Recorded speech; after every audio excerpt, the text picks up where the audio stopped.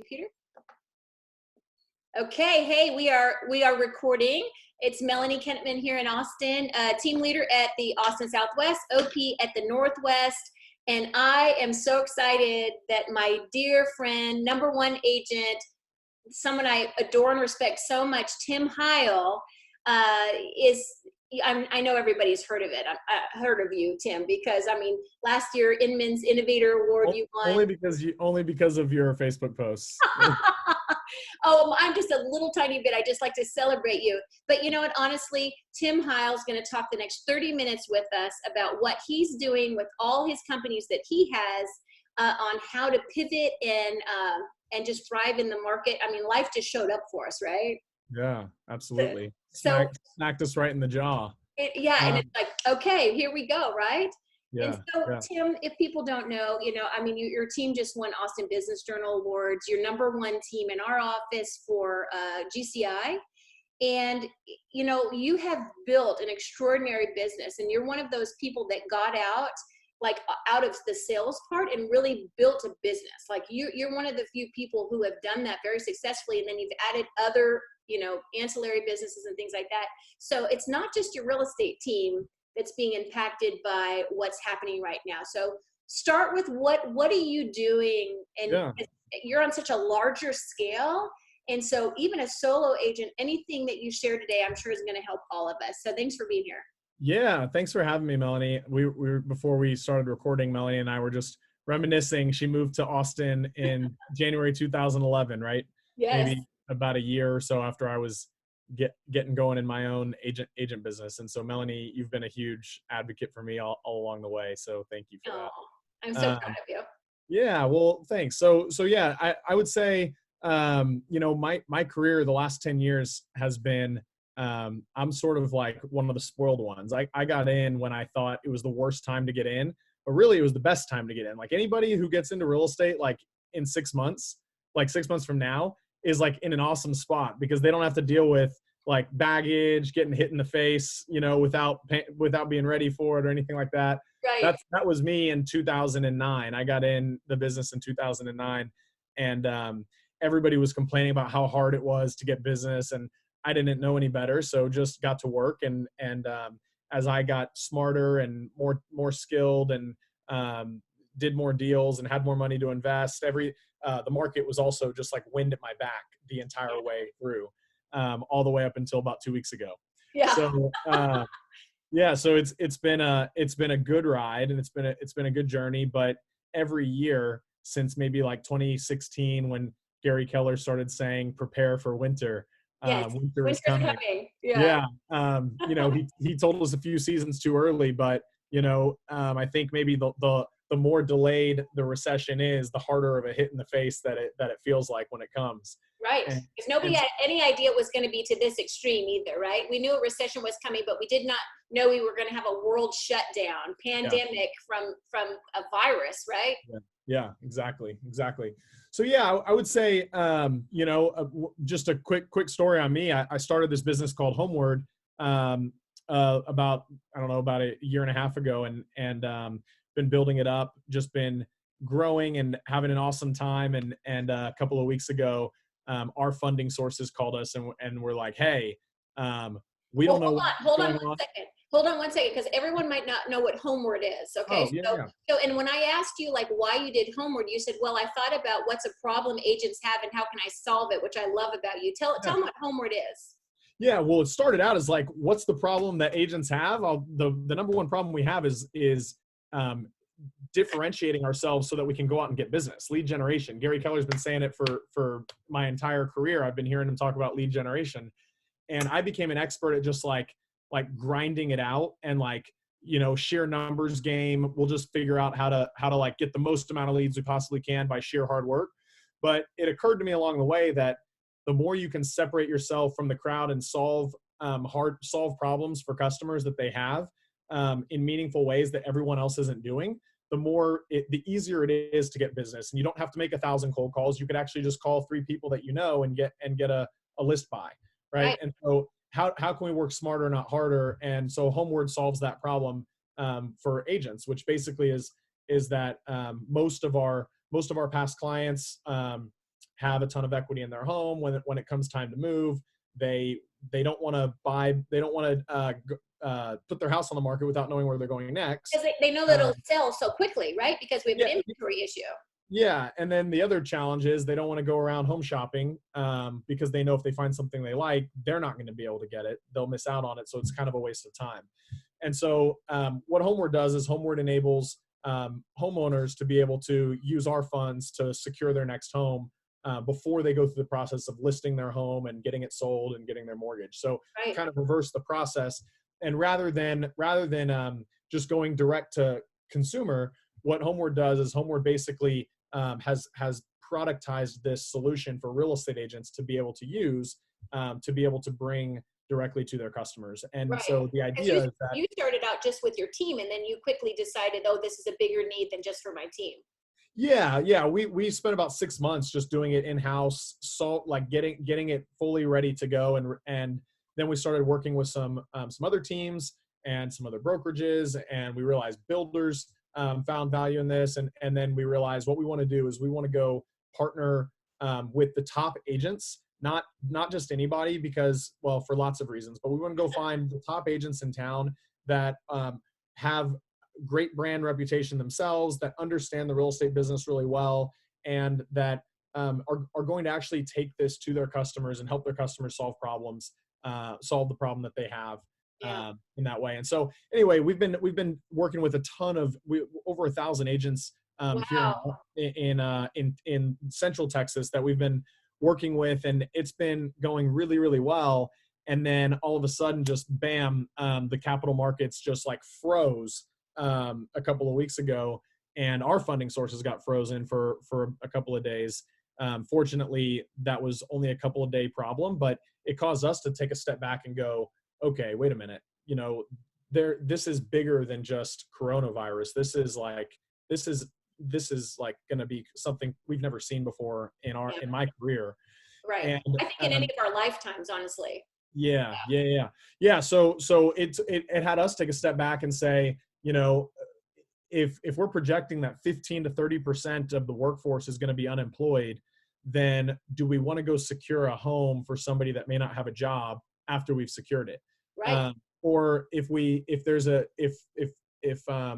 all are ordered to stay in our homes and and it's illegal to have home showings in most of the markets that Homeward operates in, then what's that going to do to days on market and prices, home values? Sure. And do we want to guarantee the sale of a home at an aggressive price when we don't know what the future of home values is? So we just said we've got to go on pause for a few weeks here while some of this stuff unravels and we figure out what happens.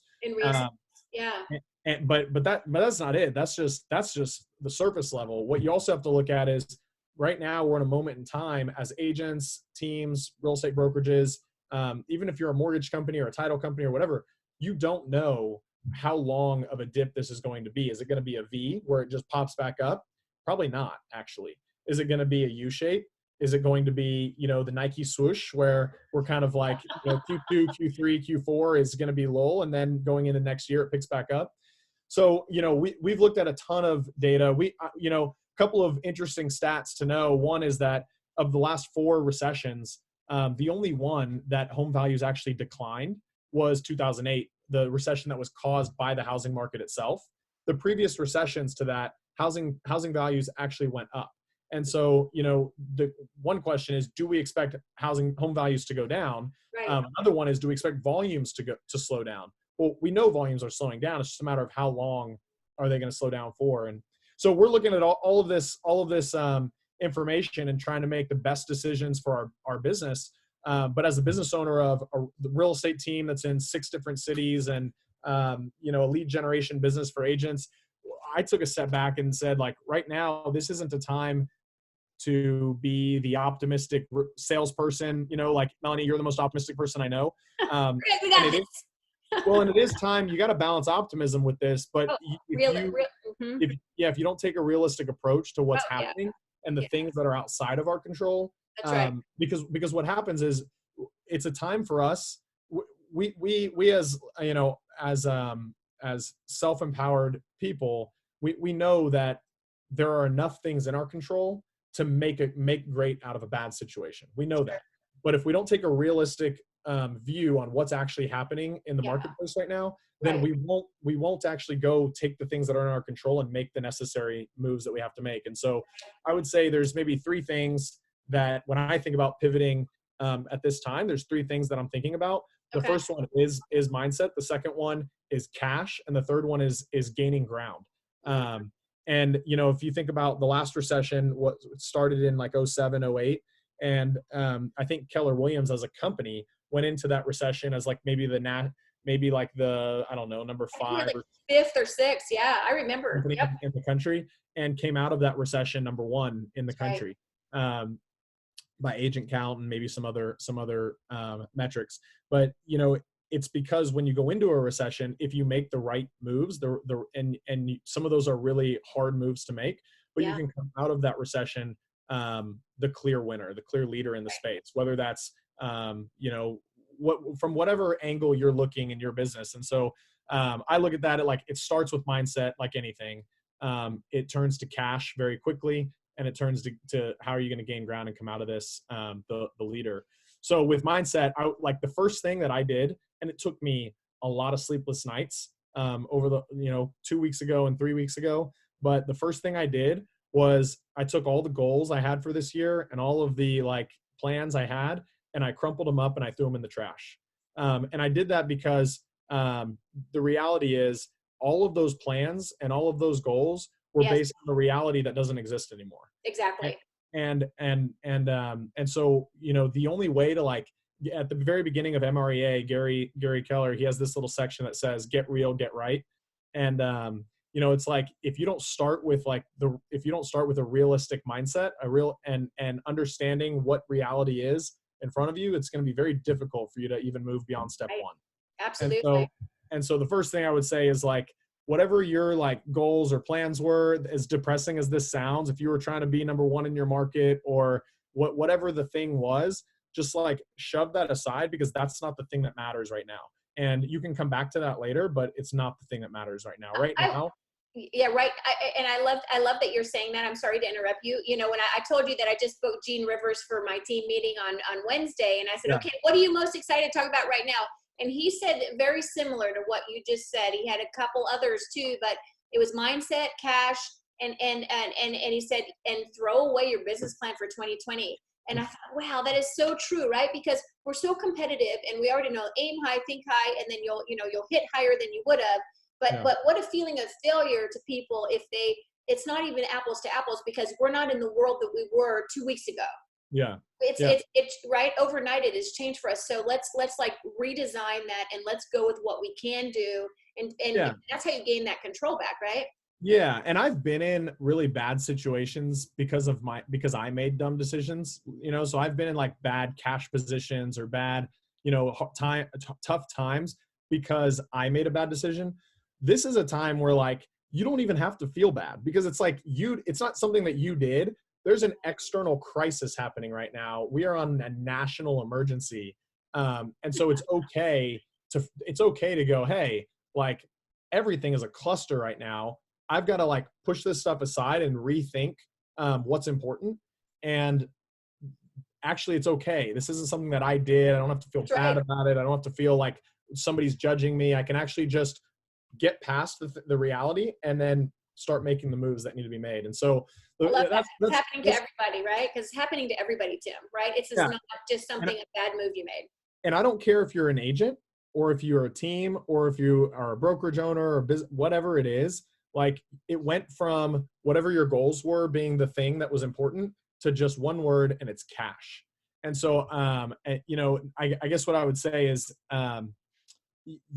right now, the thing to focus on is extending your runway as long as you possibly can. So if you're an agent, then you don't have a bunch of business expenses. So we're actually talking about your personal overhead, how much money you spend every month. If you spend every month $10,000, then like, what I would be asking is, how do I cut that to 5, right? If you spend every month, $7,000, how do I cut that to 3? If you spend 15, how do I cut that to 7? Like, I would be looking at, how do I cut my expenses in half? That's certainly what we're doing at our businesses. At our businesses, the question is, because you cut your expenses in half, whatever your cash runway without income was before, it just doubled, right? It just doubled. And you need, whether you think you need it or not, you may not need it, because optimistically we're all gonna hope for and make offensive moves as if we're not going to need it. We're going to make offensive moves to cut the need for extended runway down, but we're going to make defensive moves as if we need 12 months, we need 18 months, we need whatever that is, because you don't know and it's out of your control. So the thing you can control is defense, and eventually you'll be able to control offense again. But when showings are shut down, or closings are being pushed, or mortgages are being terminated, like those are some things that are out of your control. So you have to focus on defense by extending the runway. And the number one thing you can do to extend your runway is cut your OpEx in half. And whether that's your personal OpEx if you're an agent, or your actual monthly expenses if you're a team or a brokerage. And so some of the things that we did, is number one, we turned fixed expenses into variable expenses. So one of the best ways to improve your gross margin, your gross profit, is to like salary your listing agents and not pay big commissions, but actually just do salary plus bonus. Or, there's lots of things that you can do to improve your gross profit margin as you build your business and have more cash to do so. But when you start looking at your fixed monthly expense, you start realizing like, hey, it wouldn't be the end of the world to actually trade some of these fixed costs for variable costs, even if that brings down my gross profit a little bit. Right. It's the moment in time right now where that's more important.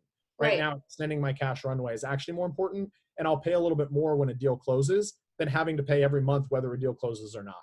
So, so whatever that looks like for you, how can I turn some fixed costs that I have into a variable cost that only occurs upon income? Sale or any income, right? I love that, right? It's like a fixed expense. Somebody could have a fixed expense employee that maybe you could do a contract to close or something like that you pay at time of closing or whatever. There's so many things you can look at like that. So and I want to get back to cash too, but when this happened, did you sit your real estate? Let's just talk about your real estate team, because you were saying Homeward, you have how many employees? About 35. That's a lot. Okay, so 35 employees. That's just for one of your companies, and then you have Phone Animal, which is we've got about 150 at Phone Animal between our multiple call centers. Right, different call centers, right? And then you have your real estate team, which is, you said, in six locations, or 6 states or 6 locations. 3 states, 6 metros. 3 states. Okay. So when this was all happening and you're looking at your multiple businesses, did you sit down with the team and do this together as an exercise? Yeah. Well, with Homeward, I've been doing it with my leadership team. It's obviously you start as the founder of the business and with maybe the greatest perspective on everything going on. You start and then, but what you don't do is silo yourself. Number one, because you're not going to make the best decisions by yourself. You don't have all the perspective necessary. That's right. Number two, because everybody wants to know what's going on. You've got to be transparent right now. And so this is a time where like we moved our leadership meetings from weekly to daily. So we meet for about an hour and a half every day at 8 a.m. We've been doing that now for 2.5 weeks. We also moved our company-wide meetings from monthly to weekly. So we moved them from once a month to every single Friday. We're doing about 2 hours every single Friday. So you've got to like double down or triple down or quadruple down on your communication. And the challenging thing was when this first happened, when we first got hit like 2.5 weeks ago, it was really challenging because I didn't have any answers. I didn't even know what was going on. So I was delivering like half information, and immediately my team was like, Tim, what's really going on? You're not telling us the full story. I'm like, well, because there isn't a full story. But I learned that the more transparent I was, the more accepting everybody was as well, even with our customers. When we just like told our customers, hey, here's what's going on, all of a sudden they went, oh, now I understand. Okay, this makes sense. Let's work together on a solution, right? Yeah. And so I think it's a trust thing, right? It's transparency, because there's so much fear and anxiety from what everybody's hearing. And the more you are like, look, guys, it's tough. It's going to get harder. We're not even in it yet, really. It's going to get harder before it gets better, right? And so what can we do now? It's like that. It's empowering to know, yes, the world is happening, but what can we do? So this more contact with all of your people, what is that doing for everybody? Yeah. So, everybody, no matter what, is going to be, if you're an agent that works for yourself, or you're a team that we have to understand that we have a little bit more control over our situation being like not having a boss. But when you're an employee and you work in an organization, it's very hard not to be fearful right now. Sure. You know, you read the headlines that 6.5 million people this week are just hit the unemployment lines, and like this is happening. It's cranking up. The, you know, the forecasts are that it's going to be 15%, maybe 30%, and like the employers don't even know, you know, if they're going to have to lay people off or if they're going to have to lay more people off. They don't even know. So of course you're going to be fearful. So even if you don't have all the answers, over communicating, and I think I over communicate, and then my team tells me that I'm not communicating enough. So it's like, the thing is, I don't know that you can, that at this moment in time you can communicate enough. I 100% agree with that. I love that you're doing that. Okay. Anything else about, anything else about the cash? Yeah, I would say like, so a couple of things, like your target should be cutting your OpEx in half. I firmly believe that, whether it's your personal or your business, you should be looking to turn fixed expenses into variable. You need to decrease your payroll. You just have to do it. And so there's a couple of ways that you can do that.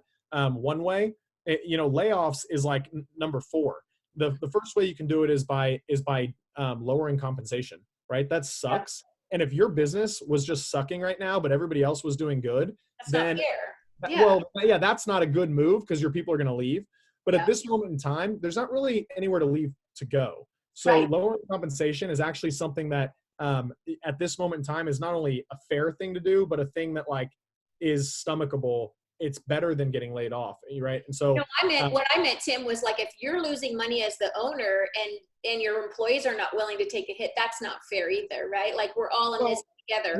Well, but if it was easy for that employee to just leave and go to a competitor, then it might actually not be fair for them. Sure. But at this moment in time, everybody sort of has the same challenges right now. It's a moment in time where reducing compensation, especially if you have a small team and you can't really afford to cut people, then reducing compensation is a better way to keep the team together. Your job as the business owner is to protect the whole, because if you screw it up, everyone's getting laid off, right? Including you. So if you don't want everyone to get laid off, you're going to have to make hard decisions. Really, so one is that you could reduce compensation. Number two is that you can furlough people, right? And furlough people might not understand what that is. So you can ask somebody to basically take unpaid leave for up to 2 months. Right. Number 3, you could lay people off. And let's see, what's number 4? Number four, you can defer compensation. So if you have some reason to believe that later in the future, you'll have more money, maybe if you fundraise, like Homeward raises venture funds to grow the business. Right. Or if you have a big deal coming through and you don't know if it's going to close or not, or whatever the thing is, you could defer compensation. I would not recommend committing to that because you don't know what's going to happen in the future. I would recommend you reduce compensation and you say, hey, if we have the opportunity to bonus people for like the fact that we had to take reduced compensation, then we're going to do that. But we don't know if that's going to happen or what that's going to look like. But it could be a win for them for sticking it out with you. Yeah, absolutely. Yeah, exactly. So laying people off, I would say, is like maybe the 4th thing that you could do to reduce your payroll.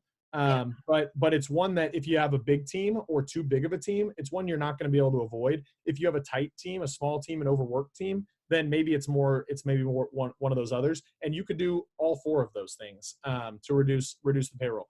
And then, the 3rd thing I would say, definitely turn fixed expense into variable, reduce your payroll. And part of reducing your payroll also could be replacing local staff with virtual, with overseas staff. Phone Animal, that's what Phone Animal does for real estate teams. So you could reach out to Phone Animal or various number of other companies, but you have these things that have to get done. You can't do them yourself, but this is a time where you have to go, can I keep paying $5,000 a month, or do I need to pay more like $500 or $1,500 a month for this thing, whatever that thing is. So moving from fixed to variable, moving from local to overseas. And then another thing I would say is stop doing the things that don't matter anymore, right? There's so much that we, especially on a real estate team, oh my gosh, the amount of initiatives and like things that are being done among the team usually is like vast. And what I would say is, start asking the question, if I was to cut 9 out of 10 things that we're doing, like what would be the one that I would not cut? And so that kind of leads into my last thing, which is around gaining ground. Like this is a time where it's like cut everything, except there's one thing that you can't cut. And that is the high margin or high ROI lead generation that's working well in your business already. And for that, you need to double it down. And so what I would say is this is a time when, if you have 80-20 rule appears everywhere, right? So out of all the lead gen efforts you're doing, there's an 80-20. I would say take the 80 that's providing 20% of the value and either remove it or dramatically cut it. And then I would say take that 20 and double that 20 down. So if you take your total operating expense and you cut it in half, but you double down on the 20% of your lead gen that's bringing in the most results for your business, you will still have dramatic reduced burn and extended runway. But what you will also have done is you will also have increased the effectiveness of your business, and you will come out the other side a stronger business, right? And so that's the thing that like I don't want people to miss. When you're cutting your expenses, you can't cut the engine, right? When you're like stripping your car down, don't take the engine out, right? You need to get very far otherwise. You need to like put a second motor on this sucker and go even faster and farther, right? So you're like, I'm just thinking about, like a boat, right? You basically want to add a second motor to the boat, but rip off all the other stuff on the boat, make it as light as it can possibly be. Right. And that's kind of like the thing that you want that we're looking at right now in our own business. So we've made some hard decisions. We're making more hard decisions in all of these businesses. And you want to do it in the most humanistic way possible. And that's like, that's where like furloughing or reducing comp or deferring comp and trying to figure out all the things that you can do before having to go towards putting people in this unemployment market. But if it means that you have to put one person in the unemployment market to save the other 5, then that's a hard decision you have to make. This is a time where I've said this for the last 2 weeks. It's like everywhere I turn, there's like, which is the least crappy answer? Because there's not a good answer here. It's just like, which one's the least crappy? Yeah. And like, let's go with that one. That's right. And then we have to keep moving forward. And that's like right now, if you're not already feeling a big hit, that's good. But just know that you're not going to avoid it. Like you're going to feel a big hit. It just might come 30 days from now or 60 days from now. Right. I think everybody in the economy is going to be feeling this in some way, shape, or form. Some at the very early end and some later. But this is a time to be realistic, to extend your runway by cutting your fixed overhead and doubling down on your lead gen. These will be the things that on the highest performing lead gen that you have. These will be the things that this is where our head is at. I love that. And I know that you're doing a live stream with Katie Barai today at 4:00. If anybody wants to tune in, 4:00, and you'll be talking about something similar to this, but I'm going to put this on Facebook for us. You know, what you're talking about is because so many people, like when people come tour our Market Center 1, right? They're like, oh, but you're Market Center 1. Like they can't relate because you have 900 agents, you have 5 locations, it's all easy for you. I'm like, you have no idea. Come shadow me one day. Just shadow me one day. And every time a team leader comes and shadows me, they're like, oh, so you just work really hard and every day you're doing the same thing we do. I said, yeah, there's no magic pill. And so whether you're talking about somebody like you who has a mega empire with 6 locations and then other businesses, or you have a solo agent, everything you just said applies. Yeah. Yes. Everything you just said applies. This is not the time to slow down. The only difference between a solo agent and a big, massive real estate team or whatever is just that the big, massive real estate team just did all the right activities and kept going and breaking through the ceilings and finding leverage to help, keep that process going. Right. Just like the difference between a big, massive market center and a small market center. It's the same thing. It's just every time you hit a wall, you broke through it, set up a few things, and then you kept going. Exactly. Exactly. It's the same thing. I'm like, we're just like running a mega team, just like another top agent would be, right? Yeah. Okay. So this is really helpful. And I have just one more fun thing that I texted you about. So, I spent a lot of time with Gary Keller lately, and I know Gary's been a great mentor to you all your years, and you really respect him, and the feeling is mutual. And so he just happened to mention that he asked you in a conversation about the consumer app. Oh, yeah. It is amazing. Well, because I sat down with him and I hadn't downloaded it. And I thought, I'll download it. And he's like, well, just download it right now. So I did. And I started playing with it. It's amazing. It's absolutely, got it right here. It's Oh, that's absolutely awesome. unbelievable. I mean, it's literally, it's the best real estate search app available. Were you Um, surprised by that a little bit? um, well, that's not a very fair question to ask. I Okay, don't no, want I just mean, I think to, some, you no, know, I like mean, I'm joking. Well, was I surprised? in I a good was way. I surprised. I know, I was surprised because not because I didn't think that KW would do it, just because, just honestly, it's so much better. It's yeah. the overall experience of using the app is so much better than what's out there. I was surprised. It's very, very good. Well, and I just taught a class this morning about like knowing your Keller Pro tools, right? Because we have the iBuyer program Keller offers. We've Yeah. got Keller Mortgage for free mortgages. We have now, John, Gary's son is leading the efforts on Keller offered. Sorry, Keller covered, which Yeah. is not health insurance, the homeowners insurance. Mhm. And so on the app, by every house, you can say, click here, save 30%. And I sent out some communication last week, and one of our agents at the Northwest, he said, "Hey, can I use Keller Covered?" And we're like, "Of course." And like within minutes, he's like, "Oh, cool! I just saved $191." Yeah. And so my whole message was, why wouldn't don't take this time? Take this time. Everybody's been wanting to get in command, wanting to learn how to do campaigns and all that stuff. Now's the time to buckle down and reach out to your clients. Get them to download the app.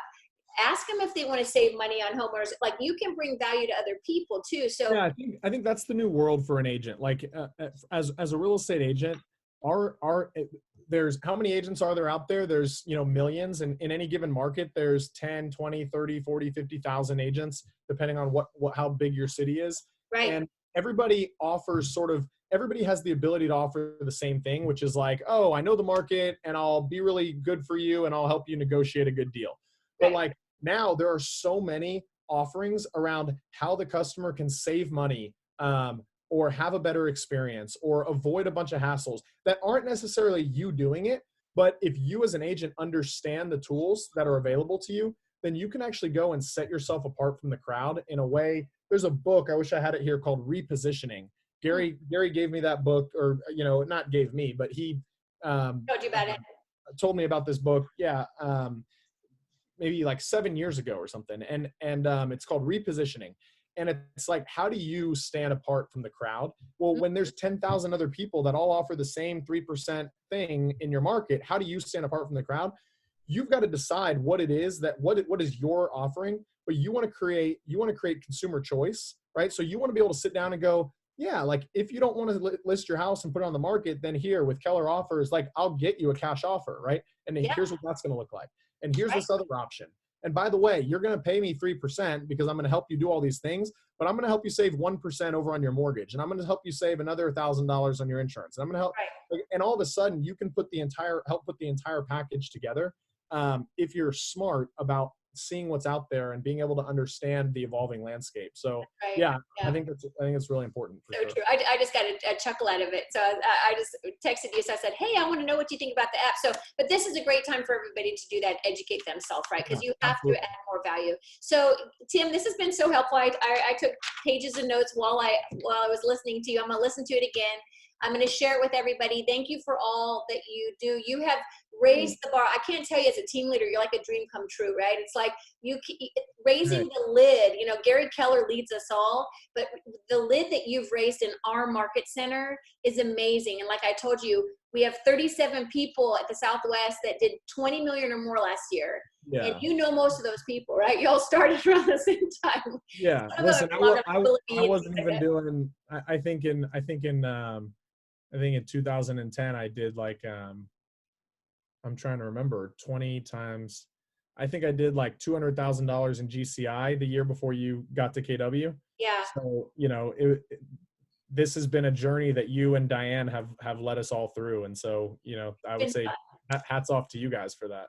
Well, I honor you and I applaud you, and I love all you've done. You just blown that lid off, and you know what? I can't wait to see what happens through this, because honestly, I always say true leadership and true, your true, who you really are reveals itself in tough times. It's easy for everybody to look good and we've had an amazing market in Austin, right? And I Yeah. remember, because I started in Reno, right, which was super hard distress. So Yeah. I was in those trenches. And I remember Tony DeCello saying, when you gain that market share, and him and Gary Keller, with the market share you gain in a shifted market, you will never lose, right? Because then when it comes back, whoosh, now you have double. So this is not the time to slow down. This is the time to get really smart, cut all the fat, and get really, really, really purposeful, right? And so I love that you just said that same thing. Yeah, that's good. Well, thank you, Melanie, for all you've done, and let's keep going. This is good. We're writing history right now. This is an important time for everybody. We definitely are. Thank you. Stay on for 1 second. I'm just going to stop the recording. Thanks for watching. Sounds good. Yeah. Okay, stop.